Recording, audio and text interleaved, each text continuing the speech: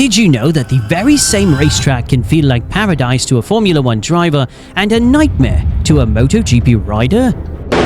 Oh, Marquez is down. He's gone again. Oh, that's a big crash. Oh, Lorenzo! He's wiped them all out. It's happened. They're all down. There's four of them. Or that a curb that helps an F1 car stay in control and Carlos pulling Max Verstappen around the outside. That is a great... could literally launch a motorcycle into the air. She did. Whoa! Wow! Oh, dearie me. Unbelievable. From the curbs to the corners and even what lies beyond the track, the world's top motorsport circuits are sculpted around the very different needs of cars and bikes. In this video, we'll take you deep into the world of racetrack design, comparing how MotoGP and F1 tracks are purpose-built, why they look similar but behave so differently, and what it takes for a single venue to host both 2 wheels and 4. Let's hit the throttle. Formula One and MotoGP represent the absolute elite in car and motorcycle racing. But here's the thing, cars and bikes aren't just shaped differently. They interact with the track in fundamentally different ways. F1 cars are aerodynamic monsters. They rely on massive downforce, razor-sharp braking, and the kind of grip that would glue your face to the seat. MotoGP bikes? They're poetry on wheels, requiring flowing motion, body balance, and enough lean angle to make you question physics. Oh, God, as he comes over the rise, he is so lucky. He knows. And because of that, the racetracks they race on aren't just backdrops, they're tailored battlefields. Marc Marquez is now 9th, Bagnaia is now 10th. Designed around the limits of each machine and the safety of the human pushing it. And because of that, track designers don't just change a few signs and welcome both series. Instead, they carefully adjust layouts, barriers and surfaces, even gravel composition, to suit the extreme physics of each machine. As we dive into the differences, think about this. Could you tell which tracks were built with bikes in mind and which were engineered for cars? And if you think you're up to the challenge, check out our Guess the MotoGP Track Ultimate Edition. It's the ultimate quiz to test your MotoGP knowledge, and it comes with giveaways, including MotoGP race tickets and exclusive MotoMind merch. Links in the description. Give it a shot after this one. Let's start with layout, because that's where philosophy becomes visible. F1 circuits often feature long straights followed by tight hairpins. Why? Because those corners create dramatic braking zones, perfect for overtaking with DRS. Former McLaren driver against current McLaren driver. The Aston Martin driver in terms of Alonso goes very wide into that turn 10 from Lando Norris. Even before he gets the DRS open, he is passed and up into 6th place. It's a game of late braking and inside lines. MotoGP, on the other hand, isn't about stop-start sections. It's about rhythm, flow. Riders prefer circuits like Assen or Phillip Island. Petrucci got ahead of Scott Redding as the number 9 moved into 4th. Bautista had his sights set on Razgat Lioglu, closing the gap through the final couple of laps. Places where fast corners link beautifully into one another, letting them ride the edge of grip with confidence. The difference is rooted in physics. MotoGP bikes need to maintain lean and momentum. F1 cars, with their downforce and stability, thrive on dramatic direction changes and tight ends. That's why you'll never see a MotoGP race on a street circuit like Monaco or Baku. The tight barriers and lack of runoff make them a death trap on 2 wheels. But for F1, it's part of the show. Moving into the corners, this is where the personality of a track really reveals itself. MotoGP tracks tend to favor medium and high-speed corners that allow multiple racing lines and constant throttle modulation. A perfect example? Mugello's double apex Arrabbiata corners. Fast-flowing and punishingly precise. F1 cars, on the other hand, can brake from 300 to 80 kilometers per hour in the blink of an eye.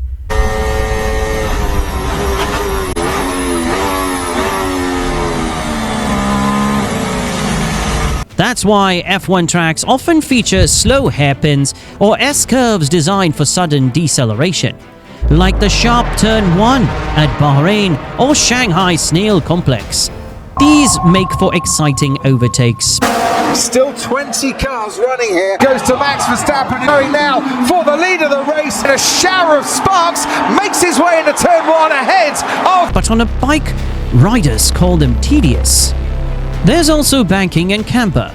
In F1 corners, like Zandvoort's 18-degree bank, are used to open up overtaking lanes. But in MotoGP, steep banking messes with lean angles and tire contact. Bikes need flatter, more predictable profiles with subtle positive camber to help maintain grip through full lean turns. And then there are off-camber corners, sloping away from the apex. F1 cars can handle those, but for a MotoGP rider, one bad bump and they're airborne. Speaking of which, the tarmac under the wheels might look the same, but it's not.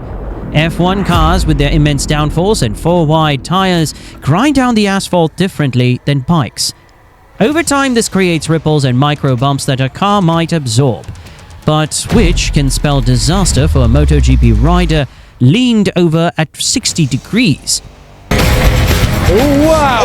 That is a huge high side. Drama here at Indianapolis. Casey Stoner, the world champion, has crashed. Landing right on his toes on both legs as well, Stoner, when he went. Take Circuit of the Americas. By 2021, it had become a motocross track. As some riders put it, the bumps were so bad that MotoGP teams threatened to boycott. The track was partially resurfaced because bikes demanded it. F1 drivers noticed the roughness too, but could live with it. MotoGP simply can't. At full lean, even a slight bump can cause the front to fold or the rear to slide unpredictably. Even resurfacing isn't one size fits all. Silverstone's new asphalt in 2018 was smooth, too smooth. MotoGP's race had to be cancelled in the rain because water pooled instead of training. F1 had no issue, but the bikes were aquaplaning on a supposed perfect surface. Let's talk protection. In F1, drivers sit inside carbon fiber cocoons with halos and crumple zones. In MotoGP, riders wear leather suits and pray the airbag system.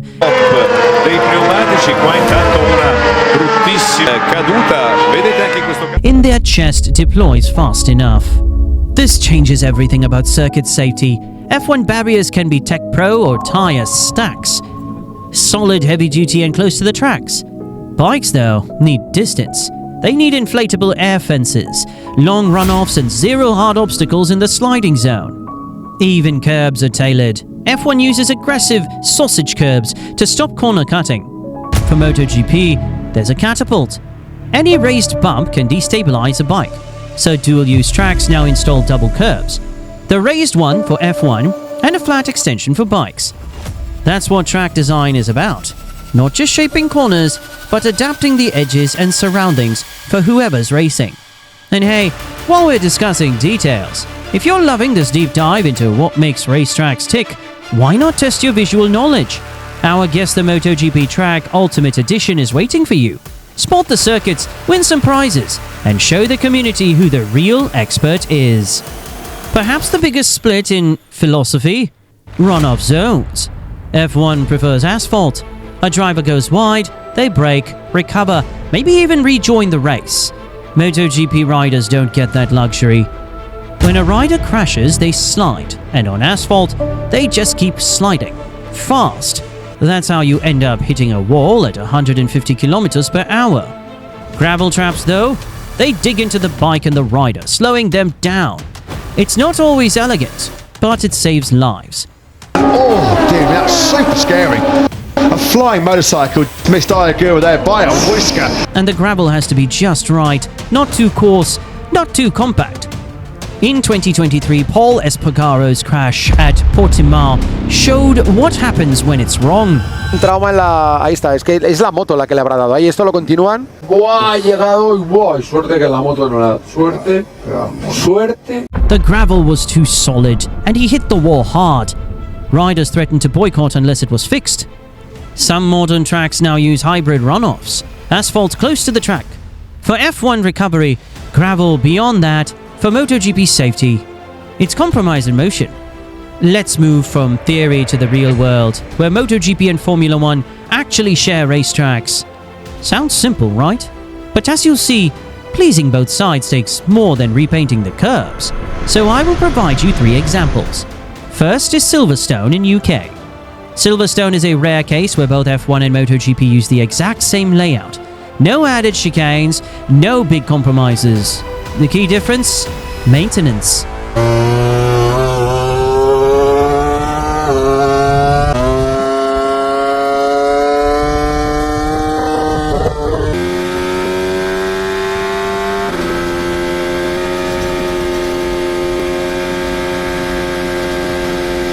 After MotoGP riders complained about bumps, the whole track was resurfaced. They also add air fences in a few areas just for the bikes. It's wide, flowing and fast, and proves that a great layout can work for both worlds with a bit of care. Second is Circuit of the Americas in USA. COTA was designed for both, but reality hits hard. F1 was fine with the developing bumps. MotoGP, not so much. Riders called it dangerous, forcing the track to resurface sections and remove harsh curbs and slippery artificial grass. It's a good example of how the same surface can feel totally different depending on whether you're inside a car or on a bike at full lean. Third is Losail in Qatar. Interestingly, Losail was built for MotoGP first, and F1 joined later. The fast bends and massive runoffs made it perfect for bikes, and with just a few safety upgrades, it suited F1 too. Proof that if a circuit is safe enough for MotoGP, it often works for everyone. So what do these tracks tell us? That compromise is possible, but it's not automatic. It takes investment, careful planning, and constant fine-tuning to keep both two wheels and four happy. And most importantly, safe. So next time you see a racetrack, remember this: it's more than asphalt and apexes. It's a battleground tailored to the strengths and vulnerabilities of the world's fastest machines. What makes a perfect F1 circuit could be a danger zone for bikes, and what flows beautifully for MotoGP might bore Formula 1 driver to sleep. But that's the beauty of motorsport. Two worlds, two philosophies colliding on shared ground, yet always staying true to their roots. Before you go, if this video made you see racetracks in a new light, don't forget to like, comment and subscribe. Let us know in the comments which track do you think adapts best to both MotoGP and F1. And if you're into MotoGP, the gear, the crash tech or the psychology behind riders and drivers, check out our other deep dives right here on the channel. I think you will like it. Thanks for watching and stay on track.